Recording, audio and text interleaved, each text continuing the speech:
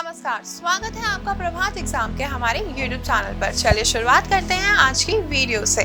सरकार साल भर में कहां से कितना कमाएगी और कहां कितना खर्च करेगी, इसी का हिसाब किताब होता है बजट में। वित्त मंत्री निर्मला सीतारमण आज बजट पेश कर रही हैं। बजट के दौरान कई ऐसे शब्दों का इस्तेमाल भी होता है जिन्हें समझ पाना कठिन होता है।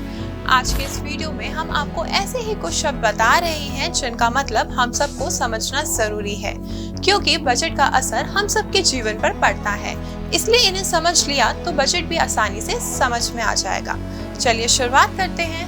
पहला, बजट एस्टिमेट यानी बजट का अनुमान। इसका अर्थ है आने वाले वित्त वर्ष यानी फाइनेंशियल ईयर में सरकार जो कमाई और खर्च का अनुमान बताती है उसे बजट एस्टिमेट कहते हैं। दूसरा, रिवाइज्ड एस्टिमेट यानी संशोधित अनुमान।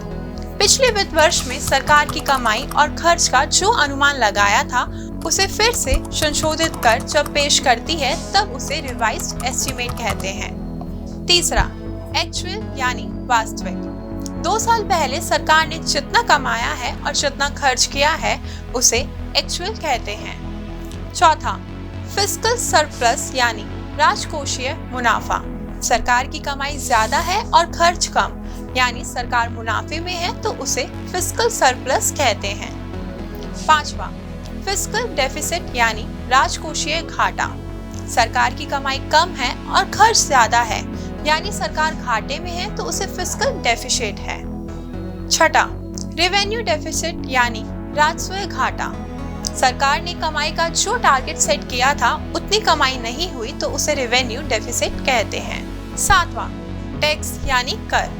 डायरेक्ट टैक्स वो टैक्स जो सरकार आम आदमी से सीधे तौर पर लेती है, जैसे income tax, corporate tax, property tax आदि। इनडायरेक्ट टैक्स वो टैक्स जो आम आदमी से इनडायरेक्टली लिया जाता है, जैसे excise duty, custom duty, service duty आदि। 8वां, इनकम टैक्स यानी आयकर। ये टैक्स आपकी कमाई पर लगता है। आपने कहीं इन्वेस्टमेंट किया है और उस पर ब्याज मिल रहा है तो उस पर भी इनकम टैक्स देना होगा। 9वां, एक्साइज ड्यूटी यानी उत्पाद शुल्क। देश के अंदर ही बनने वाले सामानों पर जो टैक्स लगता है उसे एक्साइज ड्यूटी कहते हैं। इसे अब जीएसटी में शामिल कर लिया गया है, लेकिन पेट्रोल, डीजल और शराब पर अब भी एक्साइज ड्यूटी लगती है।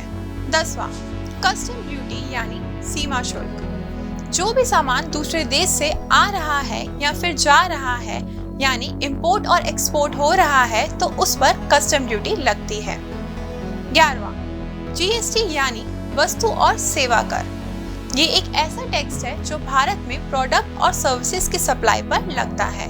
जीएसटी एक इनडायरेक्ट टैक्स है। 12वां, कंसोलिडेटेड फंड यानी समेकित कोष। सरकार जो भी कमाती है उसे कंसोलिडेटेड फंड में रखा जाता है। इससे पैसे निकालने के लिए संसद की मंजूरी जरूरी है। 13वां, रेवेन्यू एक्सपेंडिचर यानी राजस्व व्यय। देश चलाने के लिए सरकार को जिस फंड की जरूरत होती है उसे रेवेन्यू एक्सपेंडिचर कहते हैं। ये खर्च सब्सिडी देने, सैलरी देने, कर्ज देने और राज्य सरकारों को ग्रांट देने में होता है। 14, फिस्कल पॉलिसी यानी राजकोषीय नीति। फाइनेंस मैनेजमेंट के लिए फिस्कल पॉलिसी सरकार बनाती है। इसकी मदद से सरकार खर्चों के स्तर और टैक्स के दरों को एडजस्ट करती है। दोस्तों, अगर आपको हमारा ये वीडियो पसंद आया हो तो सिर्फ दोस्तों के साथ भी जरूर शेयर करें, और अगर आपके पास हमारे लिए कोई सवाल है तो उसे कमेंट में लिखकर हमें जरूर बताएं। आपसे जल्दी मुलाकात होगी एक नए टॉपिक पर, एक नई वीडियो के साथ। देखते रहिए प्रभात एग्जाम। नमस्कार।